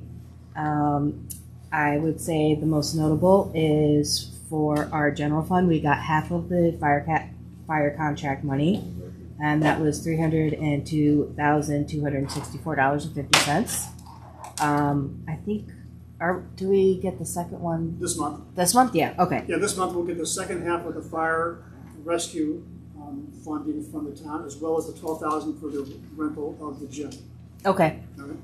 And I did get, but I didn't. You won't see it here because I got it like at the very beginning of March. I got the second half of the franchise fee for Cablevision or okay. Altice. Yep. So that was like, I think that was like $19,600, something like Alright. that. So that you'll see that in the next bank balance, but Okay. it's in the operating statements, a current one. So, I think that's all I have. That's really notable Just want for. to tell the board that the outlook for the revenue is very positive. So if you look at the operating expense report, our revenue to date, we still have, I think it's $60,000 to go. Yeah. Once we receive the second payment from the town, and we still have $88,000 to come from CHIPS. We also have the tax money from the county. Oh, the payment from the county for the levied money that wasn't paid. How much is that going to be about? That one was, oh goodness, I It was like 40,000, but I'd have 40? to look. I think so. So the I put that revenue in is on gonna be in the range of 50 to 100,000 to the green, based on my assessment where we are right now, all right? Expenses are pretty tight. It's gonna be about right on, but that's about what we're talking about. So I do expect us to see us growing our fund balance when we finish this fiscal year. Yeah. And again, things can change, but right now it's a very strong revenue story. All right? Which we'll see in the next few months. Yep. Okay, any questions about the bank balances? All right. So this is for New York class. Still looking good.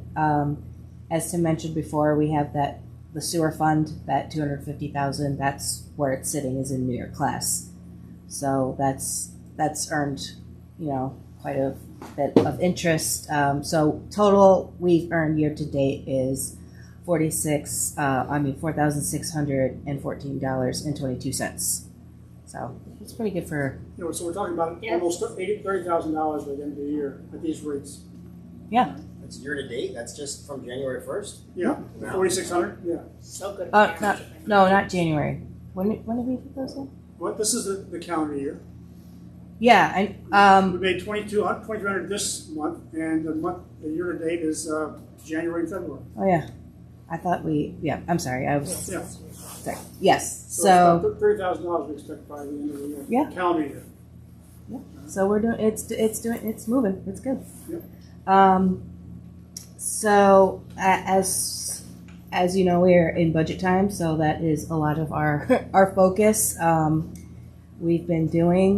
We've already mentioned the meetings. What's that? More important than the minutes. More important than the minutes. Yes. My poor minutes. I've also been working with Karen on continuing bank recs, and we're working really hard on those. And as mentioned, we will be going to a governor financings conference at the end of March. Sarah applied and got a scholarship to go. Yes. So Yes. very happy to see Thank you take the initiative to apply and Yes. get approved. That's great. Yes. I made a really compelling argument. And All right, good. no, I'm just kidding. And Well done. I did attend an MBA meeting concerning Community Day. So Community Day will be on October 7th. I know, shaking things up. So I don't have a ton of information yet because we only just started planning, but we are going to start pumping that date.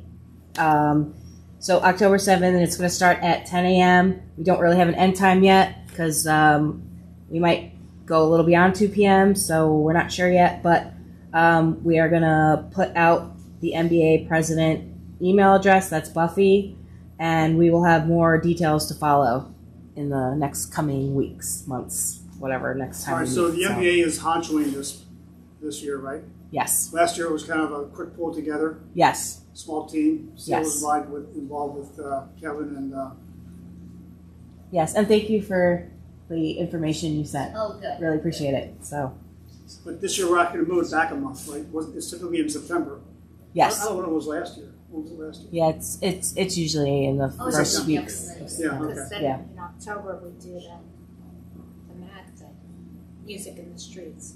Oh, So is she that must be coordinating with that, All right. Yeah. how to spread it out. Yeah. So just heads up, and I'll put it in the newsletter to start and to get the word out. Yeah. All right, good. So that's all I have. All right, building report. Building report. Yes.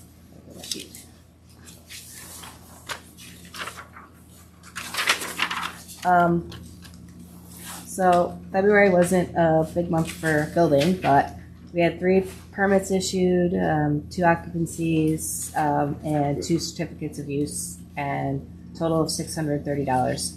Now I've been the past couple of weeks been talking a lot between planning and zoning. I finally got a hold of Kristen, so they do have a meeting on the 13th, and it has the Bennett Park. They're going to be meeting before Oh, the wow. planning board. Okay, that's a I big think deal. it's just like preliminary stuff, Okay. so it's probably just one of probably a million meetings. I don't know, but a lot of plans in that packet they have, and then a accessory apartment on Franklin. I believe that's what's going to be on their agenda. Okay, And the ZBA will be meeting for a generator on Franklin, but I don't have a date for that one yet. okay, fine. So that's all I have. The world of building. You want to talk about what we're doing for fees? The fee schedule. Yeah.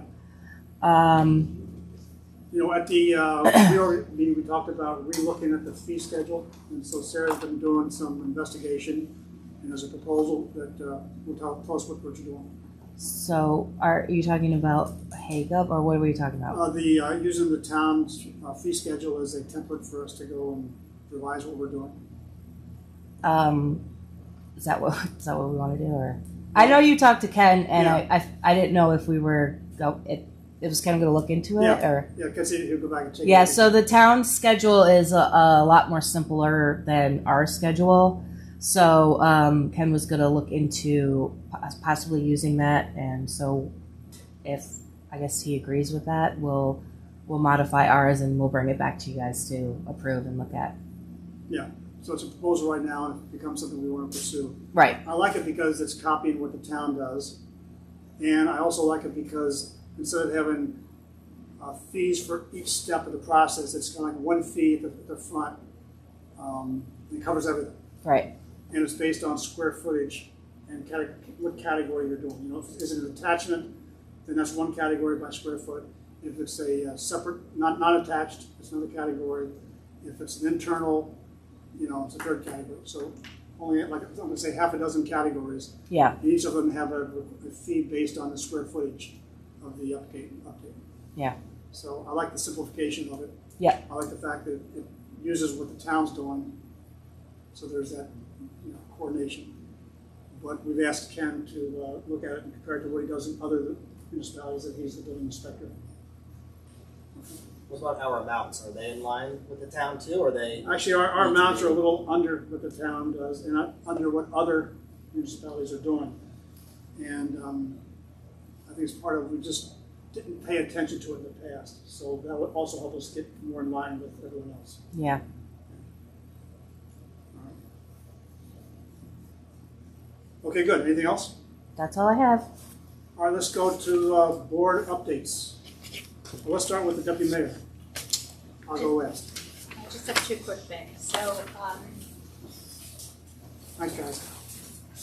one, we're applying for reimbursement of our COVID expenses from FEMA. Okay. And we found out early this year that about 12,000 in those expenses are in question and relate to the barriers that we put in the village hall. Mm-hmm. The way this works is that FEMA appoints a consultant to work with us to pull our application together. He was the one that approved the barrier, but it's going up the chain, and for some reason there's a question. So we pushed back very hard on this, especially because the consultant told us and provided the information that 2 recent similar projects have been approved. So we're waiting to hear back on that. It's going up the chain. So Which area? there are if you go in the village hall right after, I guess. That you were vestibule. probably there at the time. Yeah, the vestibule and the conference room is barriered off. Those corporate kind of. Yeah. Yeah, the wall that we put up, right, To to make- isolate the conference room from the traffic that's going into It's the going, gym. yeah, from your out there. So, So we're asking FEMA to reimburse that based on it was a Which is- COVID action. you know, an eligible Right. expense. So I can't really tell you why it's being, nobody really has an explanation for why it's being questioned. So we're hoping, you know, that will be turned around. If it's not at this level, there is an appeal process, but we of course will have to come back and make a decision collectively whether we want to wait to get the money for the appeal or cut our losses and get what we can. It was my understanding that in the invoice it was really broken down, so it was like windows and panels and stuff. So when they were looking at it, they're like, why is a panel a COVID thing? Right. But then it was like, well, no, it's actually the wall system. So I think once we explained that, it made sense. So Yeah, okay. hopefully that, Well, look, yeah. the two of you have put so much effort and time into this, I really don't want to let go. If we need to appeal it, I'll be more than happy to do what I can. To Oh, make there it will happen. be an appeal. It's got to the point where I want the money, but it's more like Yeah, now I just want to now it's get them to principal. say yes. Are they coming down those tires? Or the same? Another state. Are we ever going to return to the village hall?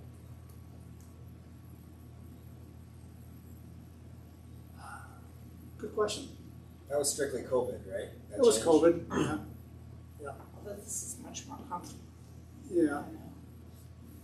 Our conference rooms. You know, we always Small had the for problem with public people and small people for us. walking through the during Yeah. the meeting to the and then certain nights was basketball practice, so you had to talk like this. So In between dribbles. yeah, correct. So there are trade-offs, pros and cons. We have had meetings there. We figured it was going to be small. We had one just not too long ago, right? When we what was it? The public hearing one and a half for the CDBG. So right now, no plans, Peter. I guess we should keep thinking about that. With COVID coming and going, I'd still like to have the opportunity to be able to spread out if we needed to. But so I'll say no plans now. We should continue to think about it. Okay, what was the other thing? The only other thing is the EV charger. Oh yeah, With Sarah's help, we issued the permits to the manufacturer, and an installation date is expected soon, weather permitting. all right. So They've dug the trench to hook up the power. You saw that, right? no, I didn't. Yeah. Oh yeah. There's a Good. ditch there going, from the power line to where the station is going to be. Okay, so they're starting. Yeah. Good. Okay, good. Thanks. Okay, Mike. Okay, I just got a few things too. Meetings, I had a meeting with Mayor Policy and Jillian Matthews from Cornell Cooperative Extension in Kingston to review the final report for the resiliency grant that she worked on with me for the past 2.5 months. And I'll be working with her to summarize the report for a 10-minute presentation to the board. We had originally scheduled in April, but with the engineer from Dutchess County canceling and speaking on April 12th, we may have to revisit that. I don't know how you want to handle it. Let's talk about that. Yeah, I don't really like having multiple guest speakers at the same time, but Yeah. let's see what happens. Okay. Next, I attended a Zoom meeting for Natural Resources Inventory Project that we're working on jointly with the town of Clinton and the town of Washington, and the village committee of the four of us who are working on that will be making map recommendations for the NRI pact this month. So we're there. On sidewalks, plans for phase 1 sidewalk improvement have been approved by the Dutchess County Department of Planning, and the survey and site plans need to be forwarded to the state DOT for approval before we can actually go to the bid process. So at this point, Rennie is putting that together, and he's supposed to. I asked him to please send it to us first for review before it goes to the state DOT. So I'm waiting to hear when that will happen, because they were talking about potentially putting some of the procurement policy as part of the materials they're sending out, which means it takes a little longer. So we'll see. This is a big checkpoint from my discussions with other mayors who've gone through this process. Getting through DOT is a big. Yeah, that's That's a a big big thing, hurdle, so- and they might do it in 2 months. They could hold you up for half a year or longer. So really, I'd like to get it to DOT as soon as possible. Right. Okay, good. And the last thing, I plan to attend on March 29th, the webinar for round 16 for grant applications for an urban forestry tree inventory grant, which they're starting, and I'll be going to that to see about possibly getting an application for a grant to do just that. Okay. Okay, through the Shade Tree Commission. Okay, that's what I got. Okay. Trustee Doral.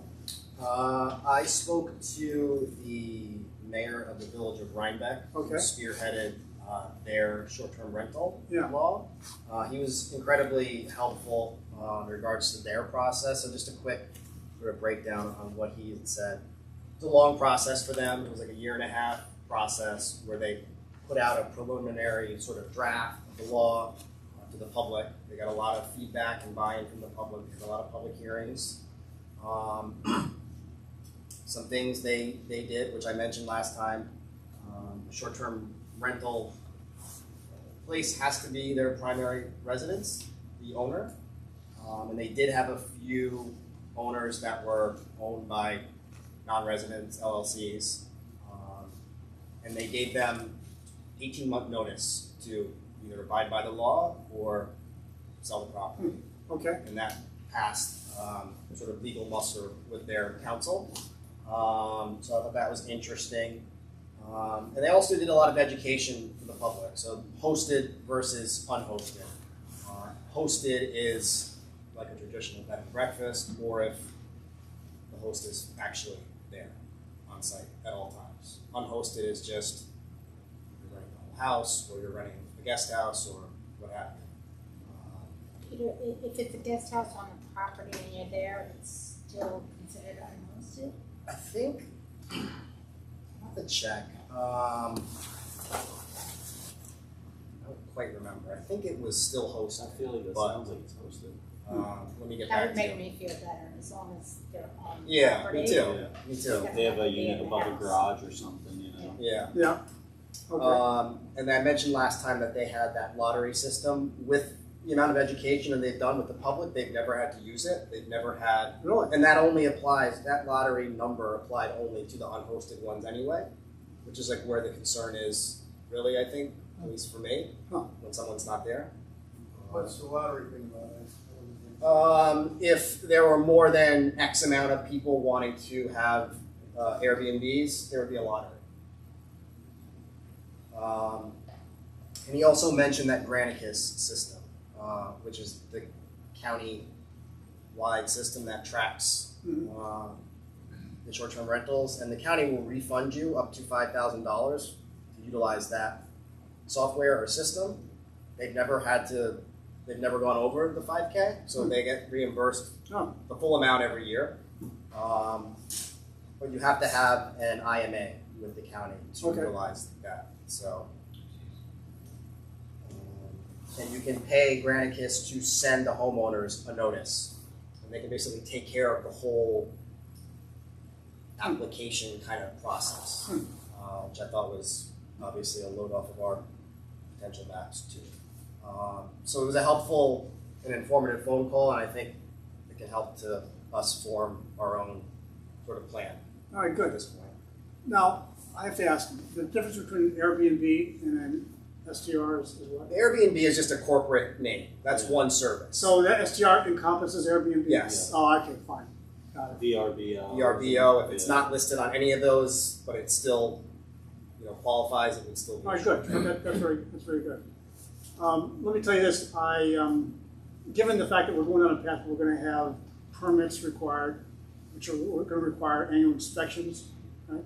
I talked to Ken Monday about the idea of us hiring a deputy building inspector, not only to cover that, but also to standardize and schedule the fire inspections that the building inspector is supposed to be doing.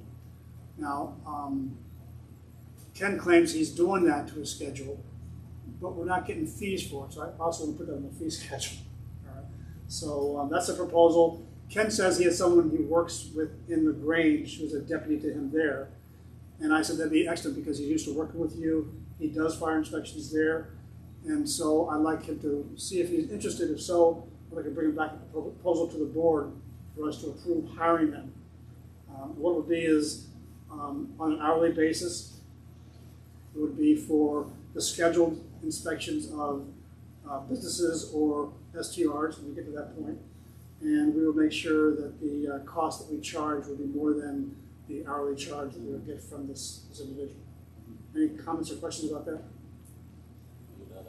Regular residents don't need to have a normal No, fire inspection. no. But, we want the Yeah. STRs too. Yep. And businesses do. Got it. Okay, so that's the idea of covering that. Because I could just see this coming down and just adding to the list of things that we have Ken lined up to do. Yep. And I think it'd be good to have somebody, we used to have a deputy evidently.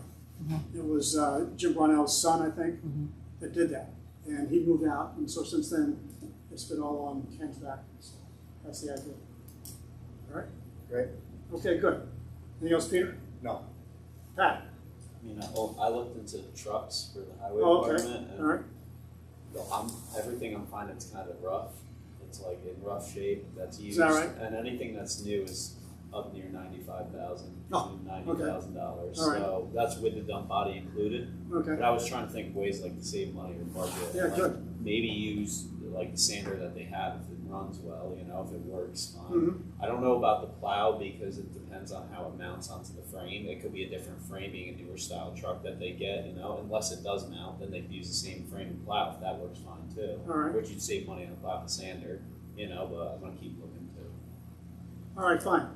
And so do you work with Bob, compare notes there, all right, make sure I'm the gonna things also that he's keep an looking for. eye out on stuff because All right, I'm good. constantly on Truck Trader and stuff like that. Oh, all right, fine. All right, good. The other thing, Pat, is, you know, Mike's been leading this four-phase path to replace the sidewalks, right, along Franklin between front to church, then church to Friendly, south side, and then come back down on the north side. I'd like you to get involved with, you know, giving your expertise also, to kind of like eventually take over, given that, you know, 2 years from now, you're gonna be the guy that's here. So you start getting involved working with Mike on this. Now, I don't know when the appropriate time is, and right now, I've been working with Mike to get the applications in. Yeah. But when we start getting ready to pour concrete, I think you'd be a very valuable asset to be working with Mike and the contractor to make sure it gets done right. Yeah. All right? So Mike, I don't know how you wanna start this off, but I think at some time you two should sit down Absolutely. and talk about what it takes. Sure. All right. Yeah. And so eventually, I think we want Pat's expertise to be brought into that project. You know, I'd like to get it right to the point of basically, you know, showing how to apply and looking at past projects, just seeing how they evolved and the kind of, you know, the kind of things I did in the past to do CDBG grants. And, you know, I know you're not more than qualified, and, but I think it's that institutional knowledge is what you lose after a period of time. We get elections every 4 years, so, you know, we can end up with different people, and some of that stuff gets lost forever, which is sad. That shouldn't happen. Now, on the, so we received a $100,000 grant from this county last year. We requested $150,000 CDBG for this year to do phase 2. I was talking to the supervisor of Northeast, who's on the CDAC, is a committee that reviews these grant proposals as one of the steps towards approval. And he said there was a long discussion about our submission. And no decision was made. I didn't get a warm, fuzzy feeling about that. But the question he said they keep coming back to is, do you really need to take out all these trees when you do this? And the fact of the matter is, the trees are the cause of the problem. I have to replace the sidewalks in the first place. And like phase 1, only one of the, whatever, 10 trees that are along that stretch of sidewalk is going to stay, the one in front of the funeral home. The rest of them are part and parcel with why the sidewalks are up and down and cracked and separate or whatever. One of the things. So that they're all I- going to be replaced, I'm sorry. which is a message I made to him. We're going to replace them all with good quality trees, but it is going to change the look of the village for the time being. What areas are you doing again? 4 phases. Phase 1 is the south side of Franklin from front to church. Front of the church? Phase 2 is the south side of Franklin from church to Friendly. Phase 3 is the north side of Franklin from Friendly back to church. And phase 4 is the north side of Franklin from church to front. All right? So and it's going to be one phase a year, basically, is where what we can afford to do. So there are Both two. sides going up. Yeah, Both there- sides, yeah. There are two aspects to this. It's What's one- that? I said there are two aspects to this. It's gonna be a 4-year process, first of all. Second of all, the CDBG grants come up once a year, so, you know, right now we're in a kind of an in-between phase because we've already received approval, but it took so long to get the contract and get the whole process that phase 1 and phase 2 is actually budding together. Are you doing curbs and sidewalks? Yeah, Yes, now, we had Rennie. which is why the DOT is involved. Yeah, we had Rennie Engineering already come in and evaluate the entire set of sidewalks. We're not talking about ripping up every bit of sidewalk from one point to another. It's selected places where you have, sidewalks and hazards. So it's not like we're doing that. But what I find really frustrating is that, you know, as soon as the county came to look at phase one, and they saw what the situation was, we got the grant without any problem. But some of these committees that go on review never come out to see the site, and all they're interested in is like, you're cutting down trees. Well, if you don't come and see that the fact that the trees are the reason that you're leaving the sidewalk, then you're putting us at a disadvantage. Even though we include pictures in the application, so. Yeah, well, we've included pictures, but it's. How do we go about getting granite curbs like a lot of these municipalities do? You know, I mean, that would be nice. I know at one time they had proposed that to DOT up through here. Really? And they got shot down somehow. Okay. Probably expense, but. Well, expense is probably. one, but it was, at that time, it wasn't that bad. Today, but there's still a lot of communities doing it. Okay, let's move on. I've got one thing on my mind. I sent you all a proposal about the Lamont Christmas Trust. So background is, when we first came in here, we found that there were 3 trusts that were sitting there idle because we couldn't get a hold of them. It was the Lamont Tree Trust, it was the Mine Partners Trust, and it was the Haight Avenue Trust. And so with Ian's approval, we made a petition to the State District Attorney General, thank you. Secretary of State. Okay, fine. Asking that we consolidate those 3 trusts and make them available for village projects. Total was $43,000. We got that approval, and we've been using that money, for example, most recently the replacement of the windows on the village hall. I then found out that the Lamont Christmas Trust has interest earned from stock investments. And so my proposal to the trustees is that there's 200 shares of stock of a company called Excel Energy that is sitting there, that is the source of the dividends. And in order for us to get some additional money that we could have in hand to address things like concern was brought up during the budget process about funding the Christmas lights, the Christmas trees, the end of the year thing. We could have money like this available for something like that. So my question to the trustees is, what do you think about us selling the stock to put this money in with the HNL trust that we already have? The cost the value would be about $13,000, given the current price of this stock, as opposed to just sitting here and giving us dividends in return of about $500 a year. Comments? I have 2 questions really. Yeah. Have the dividends changed or anything? Is it losing money on it? I don't know. now? I can go check that. I never knew this existed until I just got this in the mail a few weeks ago.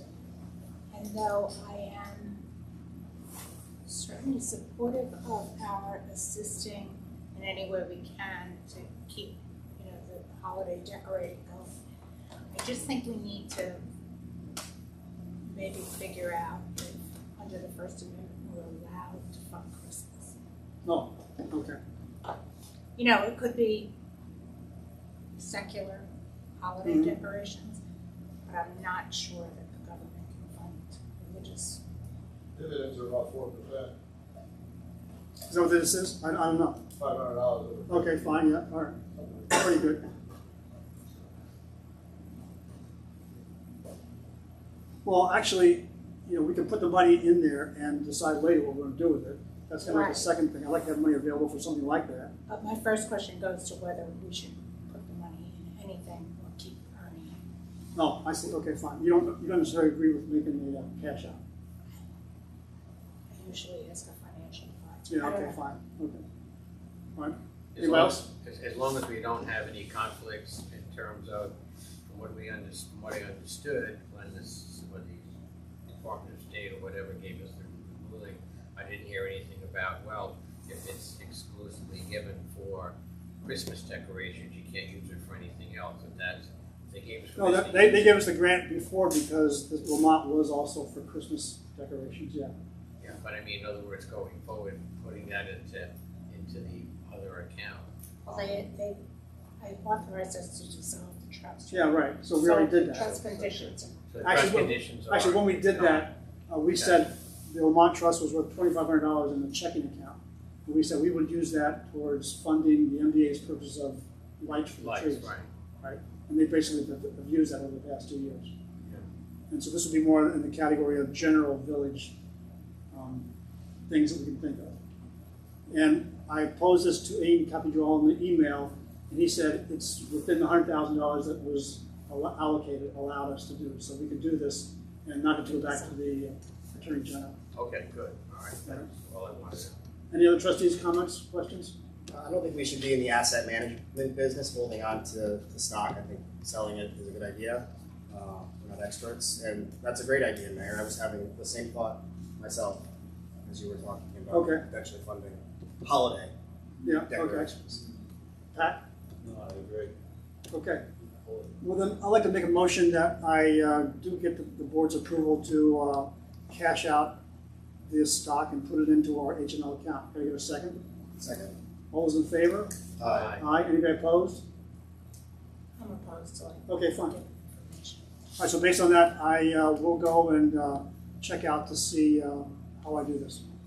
It looks awful straightforward, but I'd like to get that money in hand. Okay, any other topics to discuss tonight? Any other topics from the audience? Thanks for sticking out. I'll make a motion to end the meeting. Any second? Second. All in favor? Aye. Aye, thank you. Meeting adjourned.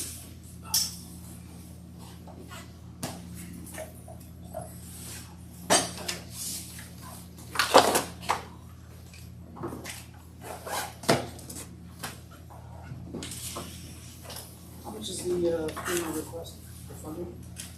It was only like about $13,000. No. Oh, wow, okay.